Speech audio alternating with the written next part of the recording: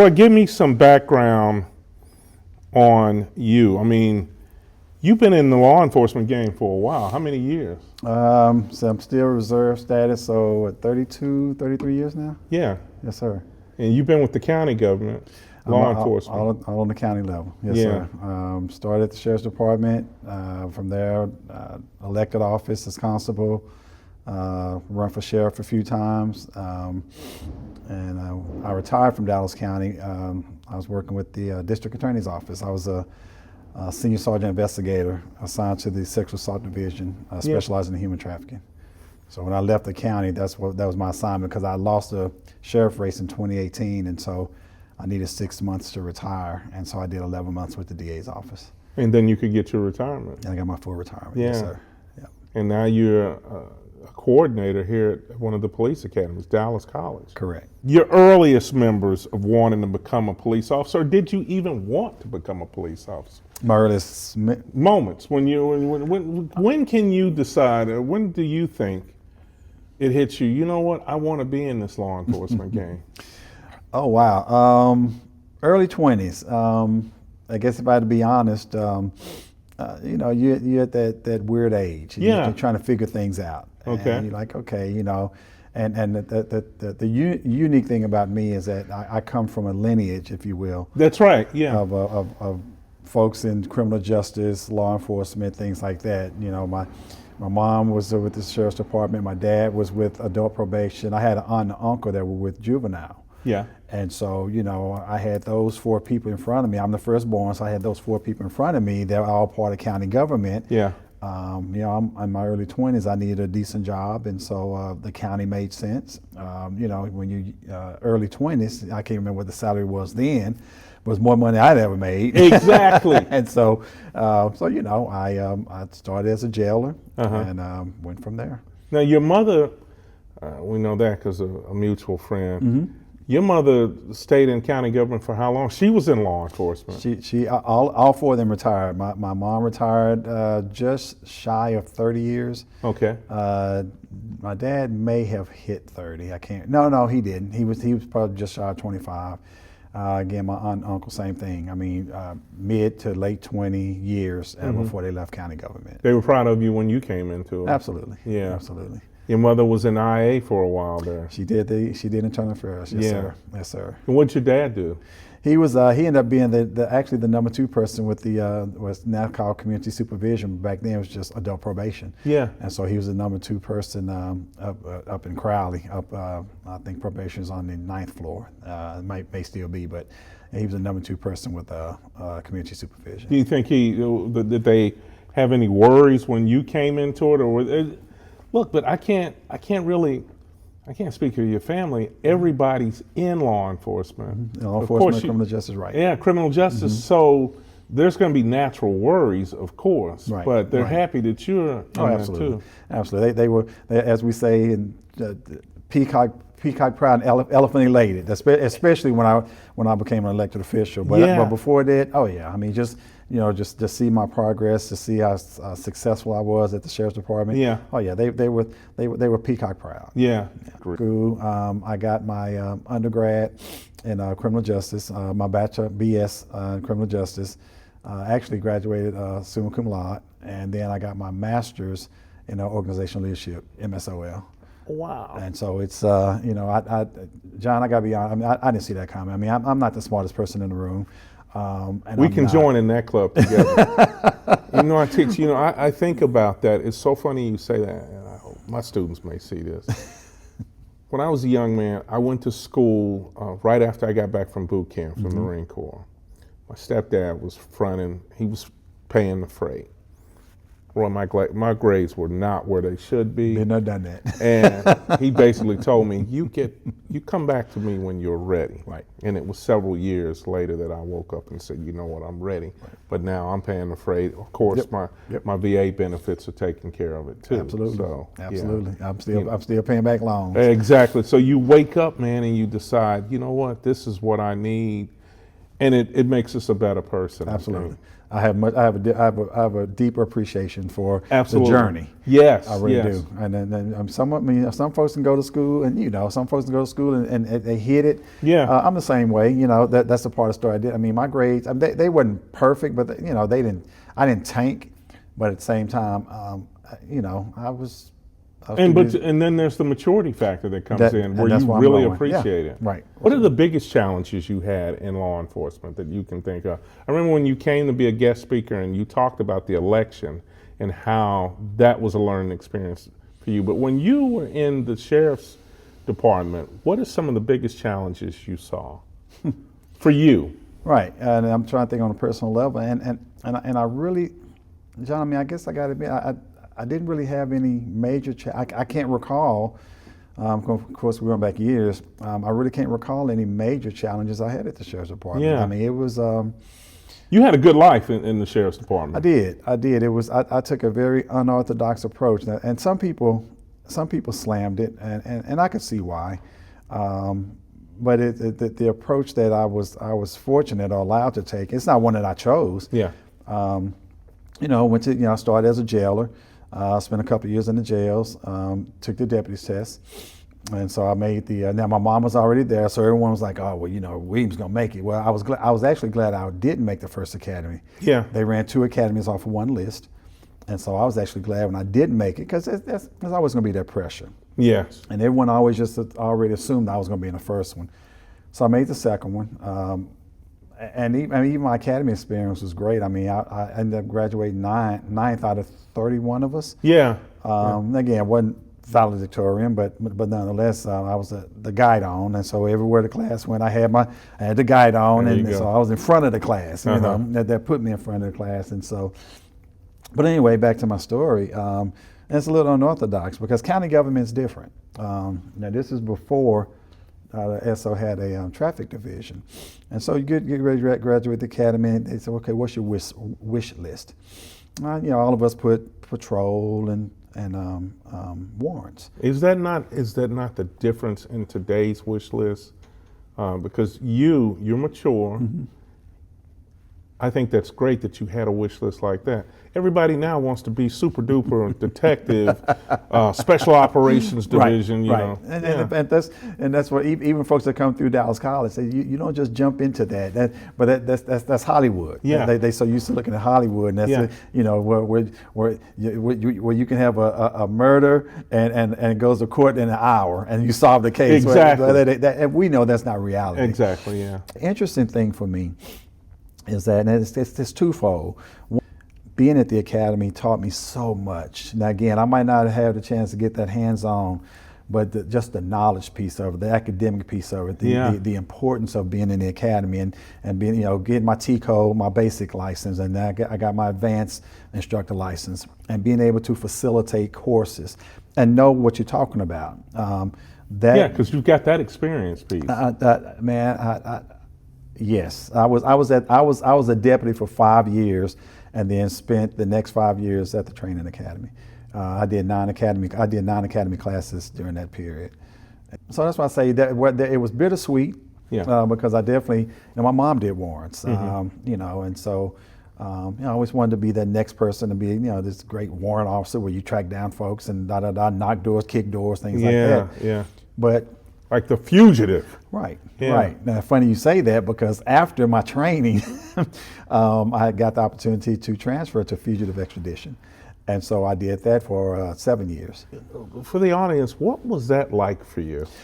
Man, good times. Because you're doing a lot of traveling. That's all you do. 5 days a week. You might be in the air, you might be on the road. So if the person was within a 500-mile radius of Dallas County, then we had take-home Crown Vic. So you get in your car, you roll. Okay, you go, get your person, come back the next day. Yeah. But if it's outside a 500-mile radius, then you fly. And most folks don't know. I mean, and I won't tell all our secrets. But most commercial airlines, there's going to be someone on there that's working with fugitive, that's transporting someone in custody. And there are telltale signs, but I won't tell all our secrets. Yeah. But I tell you what, I mean, that allowed me to see America. And again, you're generally you're one man unit. You by yourself. That is what shocked me. I remember we were talking privately, and you told me that. I'm thinking, wait a minute, one person. I just knew you went with a team of 2 or 3. There's so many folks out there that have warrants out of Dallas County, and so you go in, you get your assignment, you read the board, get your assignment, get your warrants, and make your reservations, your flight arrangements, your hotel, and then you go on. And and so that probably 85% of your trips in fugitive, you're a single man unit. Now there's some that if you're picking up more than one person or things of that nature, then it's always going to be more than one. You're doing the paperwork also for the airlines for when are you carrying on? Because I know when I was traveling as a recruiter, I didn't want that headache, so I had a Pelican case, signed the form that said, hey, and it's in my case, and that's the first thing I check when I get off the plane. Is my pistol still there? No, we flew armed. Yeah. And we had to take a course, and so we flew armed. And so, I mean, there were FAMs,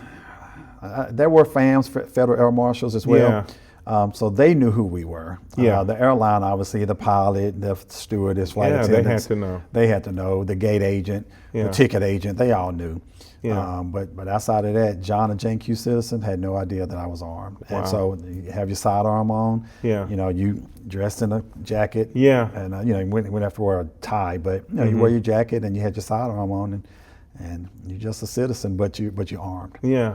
But I enjoyed it. I mean, I had good times in fugitive. I mean, those were 7 good years of my life at the Sheriff's Department. Yeah, I can imagine you did. A couple of high-profile folks we've gotten. Former Dallas Cowboy. We had to go to Philadelphia and get him. Had some issues, and so we didn't want to take any chances. Did you go 2-person then? Or? We did go 2 people because the person, he was a former cowboy. Yeah. And it's somewhat of a high-profile case, and so we wanted to make sure that we had a lot of ducks in a row. Yeah. Had some very interesting people that I picked up. This one time I picked up a person, he was in prison in Kentucky. Long story very short. He had been told, so he had a release date, but we had a hold on him out of Dallas because he had to come here and start a life sentence. Whoa. And so that again, that's the type of stuff that make hair stand up on your neck. Yeah. And then you think, well, did y'all send 2 people? No, it was just me. And I wasn't the only one. There were a team of 9 of us, but all of us would be scattered. You guys are fanned out all over the country. Dallas County is a huge county, so it's a bunch of people that have warrants. So I went and got this guy, and of course, you realize, okay, he's getting out of the penitentiary in Kentucky. He's coming here to do life. Had a hold on him, a warrant, and so that was so. And even though I'm on my game. Yeah.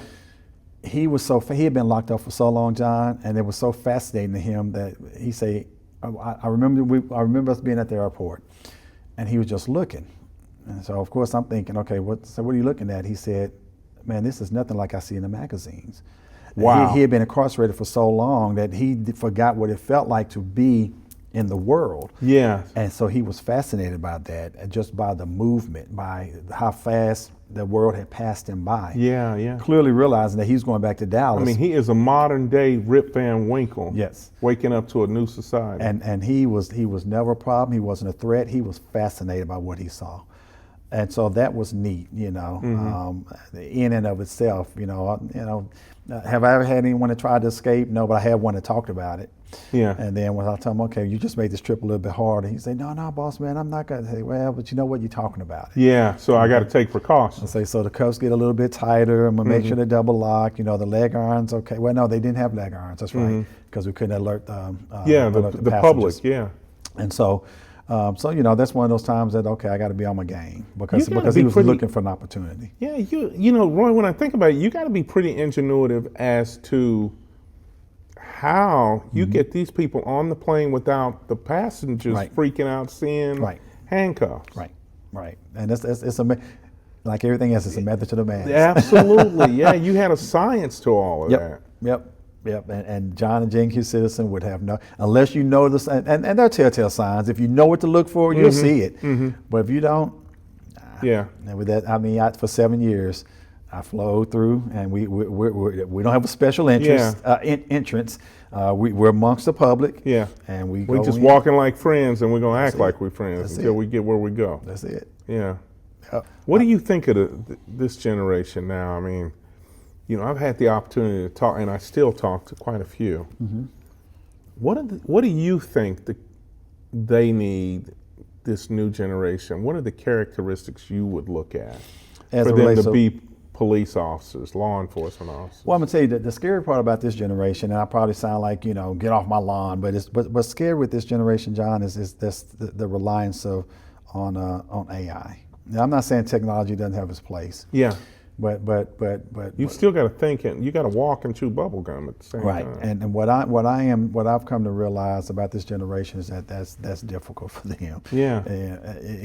There's so much reliance on technology to where the common sense factor, it just doesn't exist now. And again, I probably sound old. I mean, again, I've been in the game 33 decades. Yeah. But We've been in this game for a long time. Exactly, but the common sense factor seems to be missing with this group. It's, you know, they expect for things to happen instantaneously. They expect for things to happen on their time, not realizing that you got to put in the work, you got to put in the hours, and you know, whatever that looks like, you know, we got to put in the time. But this I call it the microwave society. In that they want everything instantaneous. They want everything right now. And well, sometimes you got to put that thing in the oven. You got to bake on 350 for a few there hours. You go. You There got to you put go. that thing on a smoker. You know, you can't rush brisket. You know, brisket is slow and slow. Exactly. And so if you want it to come out right. If you want it to come out right. You can rush it, but it ain't gonna come out right. Yeah. But if you're low and slow and you do what you need to do, and I tell you what, the fascination comes in the journey. Yeah. You know, appreciate the journey. You know, but again, we're in a microwave society where everybody wants everything like right now. It's funny you say that. You know, when I was recruiting, I go to these different colleges and meet with these young people, and sometimes I would be at events in suit and tie. Sometimes I'd be in full uniform. And the one commonality I noticed was that these young people, smart, bright as they are, they all want it, just like you said. They want it quickly. Right.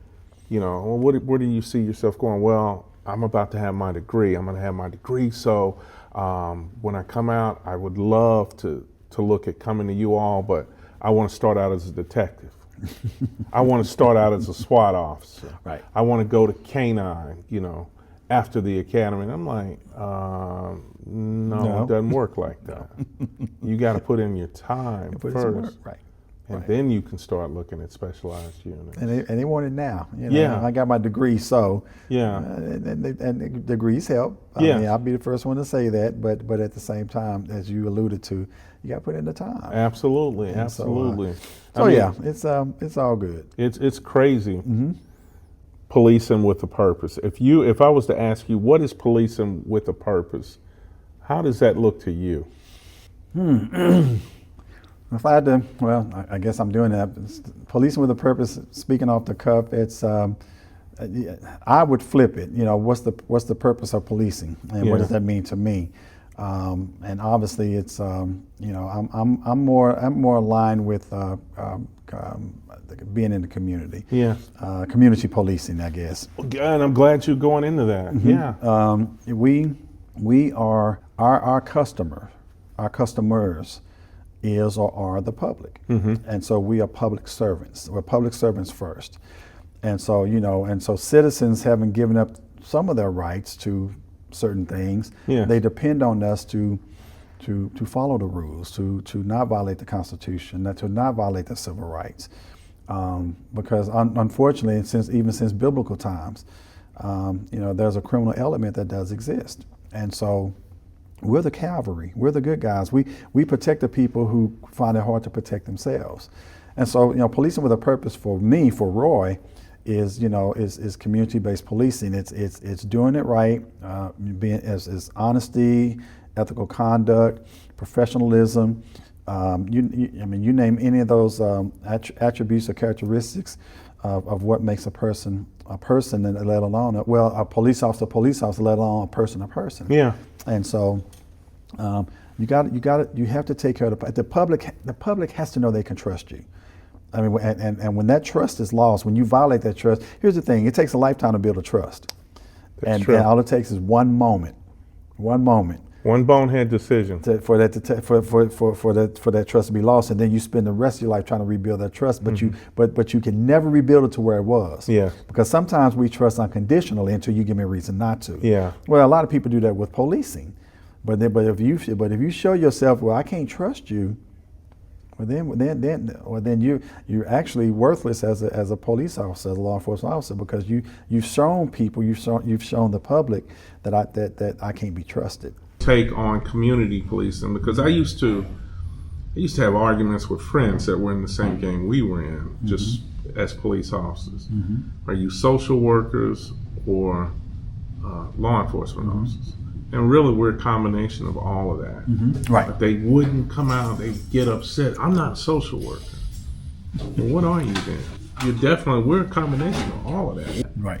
Yeah. Right. And funny thing about that, now again, and I don't know how much of the percentage of our people in our profession actually last, but if a person really were to think about what we did, they realize that we were a combination of all of that. Yeah. All of that all of that. Yeah. We're social workers. That's what we do. Yeah. You got this thing that you do with your students, the cadets. Yes, sir. And you're asking them what is probable cause, and you make sure you better know it, because I'm going to ask that at any time. Right. And we're dealing with a new generation. Why do you do that, and what do you tell them? Well, so everything in law enforcement, as you know, you think it's predicated on PC. Yeah. Probable cause. You've been in court. You've been on standing up Yeah, times. yeah. The first thing defense counsel is going to say, what was your probable cause? Okay. Do you even know what PC is? And so, and again, this is a throwback to my academy days back in 1991. And they made us learn it. And because that way, well, first of all, it's the definition I give them. First or second day of the academy, every class. Yeah. It's embedded. And the version I give them is a reasonable grounds for suspicion, supported by circumstances sufficiently strong in themselves to lead a cautious person, police officer, to believe that a person is guilty of an offense, or that an offense has been committed or is about to be committed. Okay, and then if they recited that, I'll make them put "sir" on the end. Yeah, yeah. But the reason I do that is because everything we do is predicated on PC. As a matter of fact, my evening class I got right now, Senior Corporal Lane came in and she was talking about, she had them one night at a homework assignment on the way home, see how many traffic stops you would make, count the number of traffic violations. And so they had to come back Monday afternoon, and talk about that. And so I said, what's the definition of probable cause? And so I made the class recite it. Now I hadn't asked them that in probably 10 weeks, but I always want that to be at the forefront, because again, even a traffic stop, you have to have what? PC to establish contact. Absolutely. And so if you do have that reasonable grounds for suspicion, supported by circumstances, sufficiently strong in themselves to lead a cautious person, police officer, to believe that a person is guilty of an offense, or that an offense has been committed or about to be committed, well then you covered yourself, you covered all the bases, and as long as you can articulate that, I tell folks, you don't have to embellish anything in your report. Just be able to articulate what you did and why you did it. And as long as you predicate everything on PC, what was your probable cause? Yes. Then your report would be so airtight that defense counsel is not going to be able to poke holes through it. It's when we try to embellish. It's when we try to make it fit. It's trying to fit a square peg into a round. No. And this is when we see officers get in trouble. Absolutely. Just the facts, man. That's why I say just the facts, just the facts. But Yeah. but if you know what PC is, even when you get on that witness stand and you got defense counsel that's grilling you, if they say, well, do you even know what was your what is PC? Yeah. If you can articulate what PC is, more likely than not, the defense counsel is going to realize, okay, I can't get this officer rattled. This officer is on their game. Yeah. So now let's just talk about the case. But if you can't articulate what PC is, if you can't even tell them why you made the stop, the basis of why you made the stop, or the contact, or whatever, well, then next thing you know, a good defense counsel will rip you apart on the stand. How big is diversity? You know, when I used to recruit, and I loved what Dallas had with regard to diversity for a class. In today's environment, how important is diversity within law enforcement? Well, it's very important. The reason is because, again, if you look at, as I alluded to earlier, we're public servants. And we're not public servants to a particular ethnic or ethnicity or Sure. ethnic group. It's a democratic society, and we police everybody. And now granted, people and people always want to see someone that looks like them. Yes. I get it. Oh, in most cases, Yeah. But at the same time, diversity is so important because you get a wide range of ideas, of feedback, of a way to handle. Okay, so your way is not the only way, and your thought process is not the only thought process, and so it's good to have an array of ideas, of feedback, of okay, well, we can all. It's just like, and I love to smoke meat. Yeah, So yeah. It's just like And I like your description on that too. Well, it's just like we all have a different palate. Exactly. And so what might be great to me, you might, this is too salty, or this is too bland, or it's not this or not that, but we all have a different palate. Well, if you really think about it, diversity is the same way. As a matter of fact, I say this, I've been teaching diversity for over 25 years. Yeah. There really should be a fascination to learning about a culture different than yours, because it's something that we haven't been exposed to, that we're not used to. Okay, whether it's tasting their food, whether it's their ideologies, whether it's the way they think, whether it's the way they react. But we're all a product of the environment that we grew up in. Absolutely true. And so there should be a fascination and even an appreciation for diversity, because the thinking might be different than yours, and it might allow you, or should allow you, to look at something completely different than what you'd be willing, than what you were originally look at through a different lens. Yes. Through a different lens, right? Man, I'm gonna stick with your analogy on smoking meat. I'm gonna remember that. Roy, I can't thank you enough. We've been talking about this, but thank you so much for. Yeah, we didn't even get into the elected part, but that's okay. Yeah, we may have Roy back for a part 2. But sir, thank you so much. I appreciate the doing this. opportunity. Thanks, All John. right.